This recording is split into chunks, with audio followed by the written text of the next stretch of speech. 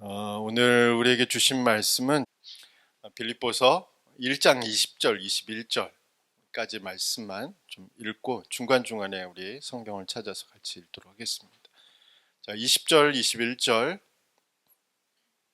같이 읽겠습니다. 자, 시작. 나의 간절한 기대와 소망을 따라 아무 일에든지 부끄러워하지 아니하고 지금도 전과 같이 온전히 담대하여 살든지 죽든지 내 몸에서 그리스도가 존귀하게 되게 하려 하나니 이는 내가 사는 것이 그리스도니 죽는 것도 유익함이라. 아멘. 오늘은 그리스도를 존귀하게 하는 삶이라는 제목으로 말씀을 전하도록 하겠습니다. 저희들이 함께 나눴던 지난주의 말씀과 연이어서 우리가 생각해 볼 주제는 복음에 합당한 생활이라는 주제였죠. 복음에 합당한 생활이라는 말은 우리가 믿고 있는 복음이 어떤 실천적인 삶의 모습이나 어떤 윤리적인 행동만을 강조하는 것은 아닙니다. 오히려 그리스도의 본질적인 삶의 목적과 삶의 방향을 말하는 것이죠. 그래서 다시 말해서 복음에 합당한 생활이란 그리스도인의 삶의 목적과 그 목적에 따른 삶의 모습이라고 말할 수 있습니다. 그래서 복음에 합당한 생활을 하기 위해서는 우선 우리의 삶의 목적을 바르게 세우는 것이 필요하죠. 그렇다면 우리의 삶의 목적은 무엇일까요? 그리스도인의 삶의 목적은 무엇일까요?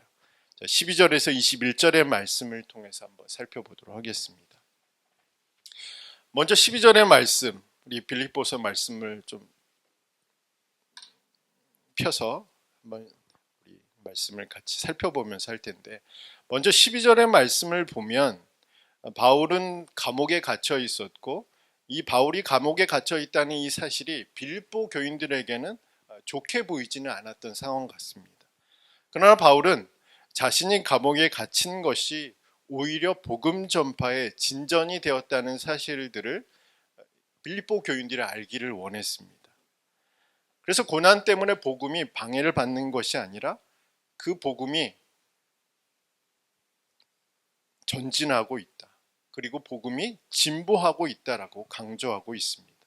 왜냐하면 13절에 기록된 대로 모든 시위대 안과 그 밖의 사람들이 자신이 감옥에 갇혀 있는 이유, 자신이 왜 쇠사슬에 매어 있는지를 알고 있기 때문이라고 바울은 그렇게 말하고 있습니다. 그러니까 바울이 일반 죄수가 아니라 복음 때문에 갇혀 있다는 것을 병사들이 알고 있었고, 바울을 지키기 위해서 밤낮으로 보초를 쏘고 있는 병사들에게 바울이 복음을 전할 기회를 얻고 있는 상황에 있기 때문에 자신은 매어 있지만 복음은 매어 있지 않고 계속해서 전진하고 있다.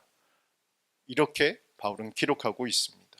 또한 바울은 자신이 매어 있는 상황으로 인해서 많은 사람들이 용기를 얻었고 담대함을 얻어서 복음을 전하는 일이 발생하고 있는 일들을 이야기하면서 바로 이 복음이 자신의 매어 있음으로 인해서 더 진전되고 더 확장되고 있음을 빌립보 교인들에게 설명하고 있는 것이 12절과 13절의 말씀입니다. 바울이 감옥에 갇혀 있는 상황, 또 이 상황에 대해서 오해를 받고 있는 이 상황 속에서도 이것이 자신의 길을 가로막는 장애물이라 여기지 않고 오히려 자신의 일을 돕는 하나의 방편이라고 확신했던 것처럼 오늘 우리에게도 이런 확신이 필요합니다.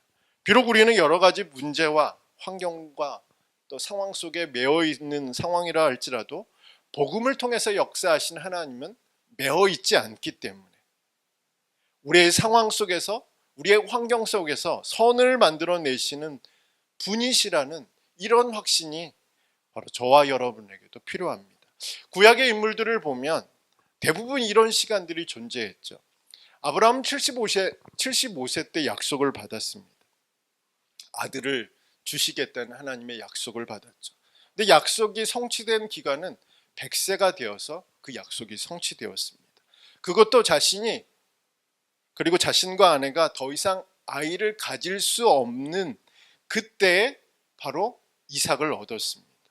그러니까 자신의 몸과 아내의 몸은 더욱더 퇴보하고 있는 상황에서, 묶여 있는 상황에서 하나님은 하나님의 약속을 이루시기 위해서 계속 앞으로 전진하고 있었고, 그리고 시간이 되었을 때 그 약속이 성취되었다는 사실이죠.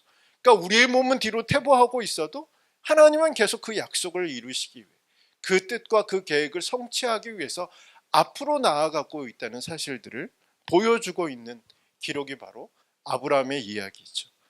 요셉은 17세에 꿈을 꾸었습니다. 하나님이 꿈을 주셨어요. 근데 그 꿈이 이루어지기까지 13년이라는 시간이 필요했습니다. 스스로 그 꿈을 위해서 아무것도 할 수 없을 때, 바울처럼 깊은 감옥에 갇혀 있을 그때에 요셉은 애굽의 총리가 되었습니다. 자신의 상황은 아들에서 종으로, 종에서 죄수로, 그래서 점점 더 깊은 곳으로 나락으로 떨어지고 있는 그 상황에서 요셉에게 꿈을 주셨던 하나님은 자신의 계획과 자신의 역사를 이루시기 위해서 점점 더 높은 곳으로 향하고 있었죠. 그리고 마침내 때가 되었을 때 요셉은 깊은 감옥에서 끌어올려서 가장 높은 자리에 올라가게 됩니다. 요셉은 뒤로 퇴보하고 있었지만, 요셉은 감옥에 매어 있었지만 하나님의 역사는 매어 있지 않고 계속적으로 전진하고 있었음을 보여주고 있는 이야기이죠. 한 사람은 더 듣자면 다윗은 17세 또는 18세에 이스라엘의 다음 왕으로 선택을 받았죠. 그런데 그가 이스라엘 왕이 되기까지 대략 20년이라는 시간이 필요했습니다. 그 사이에 다윗은 이스라엘의 초대 왕이었던 사울 왕의 사위가 되는 자리에 올라갔지만 결국은 사울의 추격을 피해서 도망 다녀야 되는 그런 신세가 되었습니다.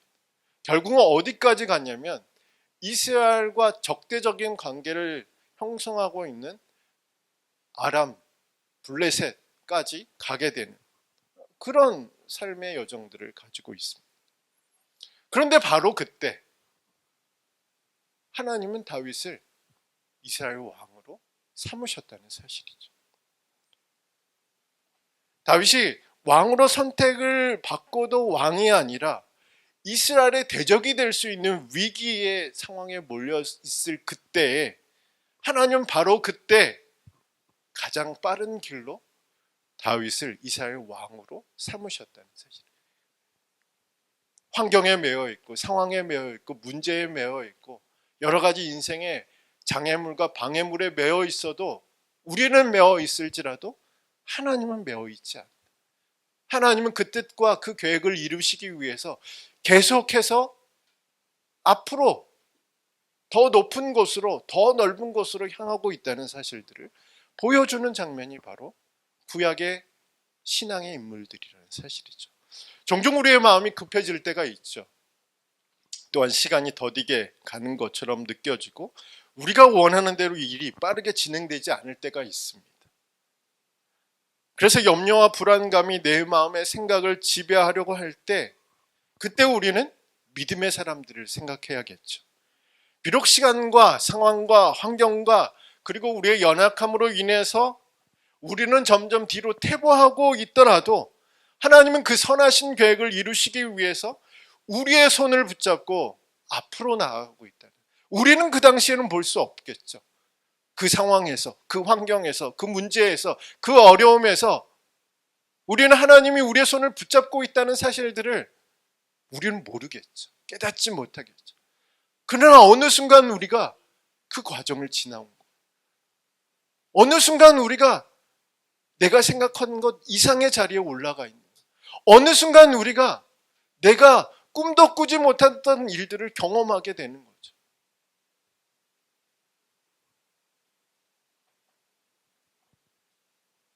그것을 우리가 믿는 것이 필요하다는 거죠. 그런 확신이 필요하다는 거죠. 바울은 확신했어요. 자기는 감옥에 매어 있습니다. 그 매어 있는 상황 속에서도 복음은 매어 있지 않다. 하나님의 역사는 매어 있지 않다. 하나님의 능력은 매어 있지 않다는 사실들을 빌립보 교인들이 확신하기를 원했던 거죠. 그것은 오늘 우리에게도 마찬가지라고 저는 생각합니다. 오늘 우리에게도 이런 확신이 필요해요. 나는 환경에 매여 있을 수 있어요. 나는 나의 실수에 매여 있을 수도 있습니다. 나는 나의 문제에 매여 있을 수도 있어요. 나는 나의 실패에 매여 있을 수도 있어요.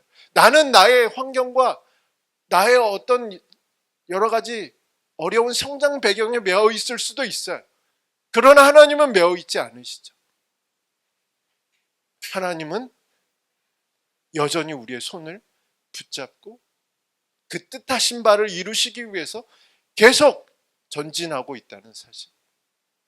이 사실을 믿는 저와 여러분이 되길 간절히 소망합니다. 자, 감옥에 갇혀 있는 것도 억울한 상황에서 바울을 더 괴롭게 하는 일들이 있었습니다. 자, 15절에서 17절의 말씀인데 우리 한번 같이 읽어보겠습니다. 어떤 이들은 투기와 분쟁으로, 어떤 이들은 착한 뜻으로 그리스도를 전파하나니 이들은 내가 복음을 변증하기 위하여 세우심을 받은 줄 알고 사랑으로 하나 그들은 나의 매임에 괴로움을 더하게 할 줄을 생각하여 순수하지 못하게 다툼으로 그리스도를 전파하느니라. 자, 15절에서 17절의 말씀을 살펴보면 바울이 감옥에 갇혀 있을 때 어떤 일들은 바울을 염려하면서 바울이 읽은 복음의 사역을 이어가면서 선한 뜻으로 복음을 전하고 있던 사람들이 있었고, 또 다른 어떤 사람들은 바울의 현재 상황을 더 곤란하게 만들기 위해서 서로 질투하면서 서로 분쟁하면서 서로 경쟁하면서 서로 다투면서 복음을 전하는 사람들이 나타났습니다. 그뿐 아니라 바울이 전한 복음으로 세워진 교회들마다 다니면서 바울을 험담하고 바울이 쌓아 올린 어떤 사역의 결과들을 무너뜨리고 바울의 흔적을 지우기 위해서 등장한 사람들이 있었죠. 바울의 입장에서는 매우 불쾌하죠. 억울하죠. 마치 속이 뒤집힌 듯한 그런 상황이겠죠. 왜냐하면 그는 일평생 복음을 위해서, 교회를 위해서, 하나님을 위해서 열심히 살아왔고 지금도 감옥에 갇힌 이유가 자신의 죄를 범해서 감옥에 갇힌 것이 아니라 복음 때문에, 교회 때문에 감옥에 갇혀 있는 상황에서 이런 일들이 발생하니까 얼마나 억울하겠습니까? 불쾌하겠습니까? 속이 뒤집어지겠습니까? 만약 저와 여러분이 했던 온갖 노력한 일들을 다 망쳐놓고 있다면 누군가가 어떻게 생각하시겠습니까? 누군가 저와 여러분이 소중하게 생각했던 사람들이나 공동체 안에서 저와 여러분의 흔적을 지워버리고 있다면 어떤 마음이 들겠습니까? 누군가 저와 여러분이 처한 지금의 상황을 악평하면서 더 나빠지도록 지속적으로 어떤 일들을 벌이고 있다면 저와 여러분은 그 사람에 대해서 어떻게 말을 할까요? 그런데 바울은 이런 소식을 듣고도 우리가 전혀 예상하지 못한 반응을 보이고 있습니다. 우리 18절의 말씀입니다. 18절 같이 읽겠습니다. 그러면 무엇이냐? 거칠애로 하나 참으로 하나 무슨 방도로 하든지 전파되는 것은 그리스도니 이로써 나는 기뻐하고 또한 기뻐하리라.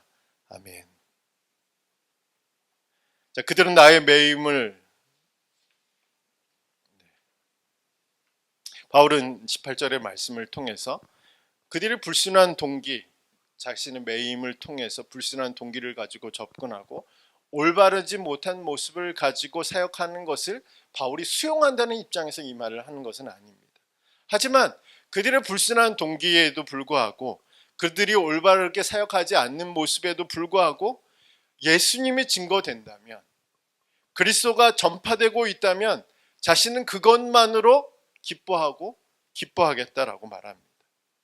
그리고 자신이 더 고난을 당하고 어려움에 처해진다 하더라도 바울의 평판이, 또 바울의 사역이 크게 손상을 받는다 할지라도 바울은 그것조차도 생각하지 않고 도리어 그리스도가 전파되기만 한다면 자신은 언제든지 기뻐할 준비가 되어 있다 라고 그렇게 18절에 기록하고 있습니다. 과연 이런 고백이 우리에게도 가능할까? 우리는 생각해 볼 필요가 있죠. 바울에게 이런 고백이 가능했던 이유가 있습니다. 바울이 처한 상황과 환경 속에서도 이런 고백이 가능했던 이유는 바로 20절의 말씀 때문에 그렇습니다. 자, 20절의 말씀 같이 한번 읽겠습니다. 시작. 나의 간절한 기대와 소망을 따라 아무 일에든지 부끄러워하지 아니하고 지금도 전과 같이 온전히 담대하여 살든지 죽든지 내 몸에서 그리스도가 존귀하게 되게 하려 하나니. 자, 바울이 자신의 상황, 또 자신이 복음을 전해 세워진 교회의 상황을 보고도 기뻐했던 이유는 자신의 관심사가 자신에게 있지 않기 때문이라고 고백합니다. 그러니까 자신의 상황, 자신의 환경, 자신의 문제, 자신의 꿈, 그리고 자신이 얻고자 하는 것에 자신의 관심이 있는 것이 아니라 오직 그리스도에게 관심을 쏟고 또 그리스도를 향하고 있기 때문에 자신은 그리스도만 전파된다면 기뻐하고 기뻐한다 라고 그렇게 말하고 있는 것입니다. 더 나아가서 바울은 이렇게 고백하죠. 자신이 간절한 기대, 자신의 간절한 소망은 내 몸에서 그리스도가 높임을 받는 것이라고 말합니다. 그것이 삶이든지 죽음이든지 그것은 나에게 중요하지 않고 내가 중요하게 여기는 것은 내 몸에서 그리스도를 존귀하게 하는 것, 내 몸을 통해서 그리스도께 영광을 돌리는 것이라고 그렇게 말하고 있습니다. 바울의 이 고백, 곧 죽든지 살든지 내 몸에서 그리스도가 존귀하게 되는 것은 단순히 바울의 신앙, 바울의 믿음의 고백만은 아니라는 사실이죠. 바울의 삶의 목적만은 아니라는 얘기죠. 오늘 우리 그리스도인의 삶 역시도, 오늘 우리 그리스도인의 삶의 목적 역시도 그리스도를 존귀하게 하는 것이죠. 살든지 죽든지 내 몸에서 그리스도가 높임을 받고 그리스도가 영광을 얻게 하는 것이 바울만의 고백이 아니고 바울만의 신앙이 아니고 바울만의 삶의 목적이 아니고 우리의 신앙이고 우리의 믿음의 고백이고 우리의 삶의 목적이라는 것을 우리는 기억할 필요가 있습니다. 그러니까 이것은 어느 광신자나 믿음 좋은 성인이나 어떤 특별한 사람만의 고백이 아니라 예수 그리스도의 복음을 믿고 예수 그리스도를 자신의 주와 그리스도로 믿는 모든 사람들의 삶의 목적이 그리스도를 존귀하게 하는 것이라는 것입니다. 성공하거나 부자가 되거나 사람에게 인정을 받거나 평안한 삶이 삶의 목적이 아니라는 거죠. 물론 이런 삶을 추구하는 것이 비신앙적이다, 믿음이 없는 행위다라고 말하는 것은 아닙니다. 제가 말하고자 하는 것은 우리의 목적은 내 몸을 통해서, 내 삶을 통해서 그리스도를 존귀하게 하는 것입니다. 만약 성공하거나 부자가 되거나 어떤 일들이 잘 되거나 평안한 삶을 우리 삶에 필요하다면, 우리가 그리스도를 높이는 일에 필요하고 하나님을 높이는 일에 필요하고 그리스도를 존귀하게 하는 삶에 필요한 거라면 하나님이 주시겠죠. 평안한 삶을 주시겠죠. 안정된 삶을 주실 거라고 믿습니다. 성공하는 삶을 주실 거라고 믿습니다. 사람들에게 인정받는 삶을 살게 하실 것이라고 믿습니다. 그것이 그리스도를 존귀하게 하는 삶이라. 그러니까 문제는 저와 여러분이 이 목적을 가지고 살고 있느냐 하는 것이죠. 그리스도인이 목적을 잃어버리면 방향을 잃어버린 것입니다. 그리스도인이 목적을 잃어버리면 길을 잃어버린 것입니다. 그리스도인이 목적을 잃어버리면 그리스도인이라는 정체성을 잃어버린 것입니다. 그리고 그리스도인이 목적을 잃어버리면 환경의 지배를 받고 상황의 지배를 받고 사람의 지배를 받고 세상의 지배를 받고 살아갈 수밖에 없는 그런 상황에 처할 수밖에 없는 거죠. 목적이 없으면 삶은 흔들릴 수밖에 없습니다. 목적이라는 심지가 바닥에 견고히 박혀 있지 않기 때문에 비바람이 불고 홍수가 나면 흔들리고 뒤틀릴 수밖에 없는 것이 우리의 인생일 수밖에 없습니다. 이번 장마로 인해서 유등교가 전면 통제되었습니다. 제가 광고 시간에 말씀드렸던 것처럼 최소 1년에서 3년 정도의 시간이 걸릴 것이라고, 그래서 이것을 보강을 할 건지 철거를 해서 다시 새롭게 다리를 낼 것인지 좀 상황을 지켜봐야 할 것 같다. 그렇게 보도되고 있습니다. 그때까지는 아무래도 이제 교통 혼잡이 이제 피할 수 없는 상황이겠죠. 유등교가 이렇게 침하되고 상판이 내려앉은 이유는 이제 오늘날의 그 다리 교량을 건축하는 방법하고 옛날에 건축한 방법하고 좀 차이가 있어서 그렇다고 합니다. 오늘날에는 교량의 기초를 말뚝으로 박아서 시공을 한다고 합니다. 아주 깊은 곳에 이제 말뚝을 박아서 시공을 하는데, 옛날 교량 같은 경우는 말뚝 없이 시공을 하다 보니까 물살에 의해서 그 교량 바닥에 있는 바닥이 휩쓸려 가면서 어떻게 해요? 다리가 뒤틀리는 현상이 나고 상판이 내려앉는 현상이 일어난다라고 전문가는 이야기를 하고 있습니다. 그러니까 다리를 튼튼하게 지탱할 수 있는 바닥이 깊은 곳까지 말뚝을 받지 않고서는 이런 일이 발생할 수밖에 없다라고 그렇게 전문가가 이야기하는 것을 들었습니다. 저는 오늘 우리의 신앙도 마찬가지라고 생각합니다. 우리의 삶이 그리스도를 존귀케 하는 삶이라는 그 분명한 목적에 말뚝이 박혀 있지 않으면 우리의 삶도, 우리의 인생도, 우리의 믿음도 인생이라는 홍수에 쓸려가고 주저앉고 흔들릴 수밖에 없다는 사실이죠. 그러나 우리에게 분명한 목적이 있고 뚜렷한 목표가 우리 안에 세워져 있다면 우리는 어떤 상황과 환경 속에서도, 그리고 어떤 문제나 어떤 사람들 앞에서도 흔들리지 않고 우리의 길을 걸어가게 될 것이라고 믿습니다. 플로렌스 체드윅이라는 수영 선수가 있습니다.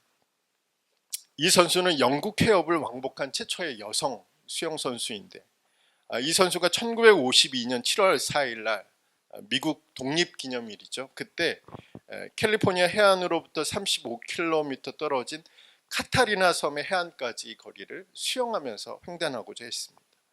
그러니까 누군가의 도움 없이도 16시간이나 쉬지도 않아야 되고 먹지도 않아야 되고 마시지도 않고 수영해서, 그러니까 완전히 초인적인 한계에 도전하는 것이죠. 성공했을까요? 거의 성공할 뻔했죠. 그런데 800m를 앞두고, 거의 800m를 앞두고 갑자기 바다 안개가 앞을 가렸습니다. 앞이 보이지 않잖아요. 그래서 수영을 하다가 길을 잃은 거예요. 우리가 보기에는 800m만 더 가면 35km를 횡단하는데 결국 800m를 앞두고 수영을 포기하게 돼요. 사람들은 얼마나 안타까워했을까. 조금만 더 가면 16시간이라는 그 시간 동안 애썼던 그 일들이 성공을 이루었을 텐데 너무 안타까워했죠. 그러나 이 선수는 포기하지 않았습니다. 2달 후에 9월 4일에 다시 횡단을 도전합니다. 그리고는 성공했습니다. 그녀는 기자들에게 이렇게 말했습니다. 이번에는 내가 목표 지점을 마음속으로 보고 있었기 때문에 끝까지 헤엄칠 수 있었습니다. 목표가 보이는 것에 있지 않고 보이지 않는 내 마음속에 굳건하게 세워져 있었기 때문에 끝까지 성공할 수 있었다. 우리의 목표 지점은 어디에 있습니까? 우리의 삶의 목적은 무엇입니까? 바울은 예수 그리스도를 존귀케 하는 삶을 그의 인생의 목적으로 온몸으로 받아들였습니다. 그래서 그에게 일어난 여러 가지 일들은 그렇게 대단하지 않은 일이었어요. 내 삶의 목적이 그리스도를 높이는 일들이었기 때문에 주변에서 일어나는 일들, 그리고 나에게 일어나는 일들이 크게 문제가 되지 않았다는 사실이죠. 그의 삶과 죽음도 마찬가지였고 그 사이에 일어난 수많은 일들도 마찬가지였습니다. 대수롭지 않은 일처럼 보였죠. 오늘 우리는 어떻습니까? 우리의 믿음이 흔들리는 이유, 우리의 마음이 쉽게 무너지는 이유, 우리의 삶이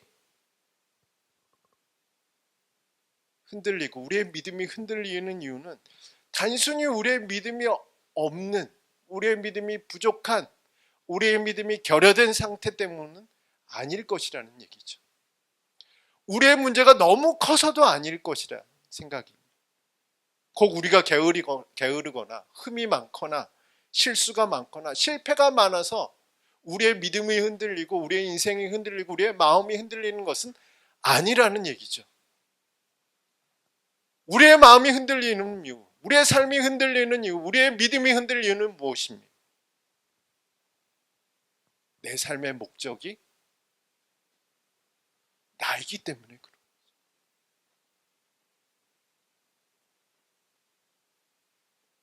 만약 그리스도라면, 그리스도를 존귀케 하는 것이 우리의 삶의 목적이라면, 우리의 인생의 초점이 내가 아니라 그리스도께 초점이 맞춰 있다면 우리의 믿음이 흔들릴까요? 우리의 마음이 흔들릴까요? 우리의 인생이 흔들릴까요? 인생의 초점을 우리는 잘 맞춰야겠죠. 2004년 8월 아테네 올림픽 남자 사격 50m 결선에 진출한 미국의 에몬스 선수, 이제 마지막 한 발을 앞두고 가장 높은 점수를 차지하고 있었습니다. 그 다음으로 높은 점수를 가진 선수보다 3점이나 앞서 있어서 거의 금메달이 확실시되는 순간이었습니다. 에몬스 선수가 마지막 총알을 발사하고 점수가 나오기를 기다릴 때였습니다. 그런데 분명 총알은 발사되었는데 점수판에 기록이 올라오지 않는 것입니다. 에몬스 선수는 경기 관계자에게 자신 총알을 발사했다는 제스처를 취했습니다. 그러자 경기 관계자는 직접 눈으로 에몬스 선수의 타깃을 확인했습니다. 그리고 곧바로 점수가 발표됐습니다. 에몬스 선수의 마지막 점수는 0점이었습니다. 이게 어떻게 된 일일까요? 그 이유는 에몬스 선수가 발사한 총알이 자신의 타겟에 명중한 것이 아니라 옆 선수의 타깃에 10점에 명중한 것입니다. 그래서 그 결과 에몬스 선수는 눈앞에 금메달을 앞두고 금메달을 따지 못한 그런 결과를 얻게 되었습니다. 이처럼 10점을 맞추더라도 타깃이 분명하지 않으면 우리는 실패한 인생을 살아갈 수밖에 없죠. 그리스도인의 인생도 마찬가지로 그렇습니다. 그리스도인의 인생의 타깃은 그리스도를 존귀하게 하는 것입니다. 그리스도를 위해서 살아가는 것입니다. 그것만 우리가 잘 설정하고 있다. 그 목표, 그 타깃만 우리가 정확하게 세우고 있다면 바울처럼 감옥에 갇혀 있어도 자신이 지금까지 쌓아왔던 모든 일들이 다 물거품이 되고 자신의 상황이 점점 더 어려워지는 상황 속에서도 자신은 기뻐하고 기뻐한다. 왜냐하면 그리스도만 높아진다. 그리스도만 존귀하게 된다. 나는 이 상황에서도 기뻐하고 앞으로의 모든 상황에서도 기뻐하겠다라고 그렇게 바울처럼 우리도 고백할 수 있지 않겠습니까? 이번 한 주간 우리의 삶의 목적을 다시 한번 점검해 보길 간절히 소망합니다.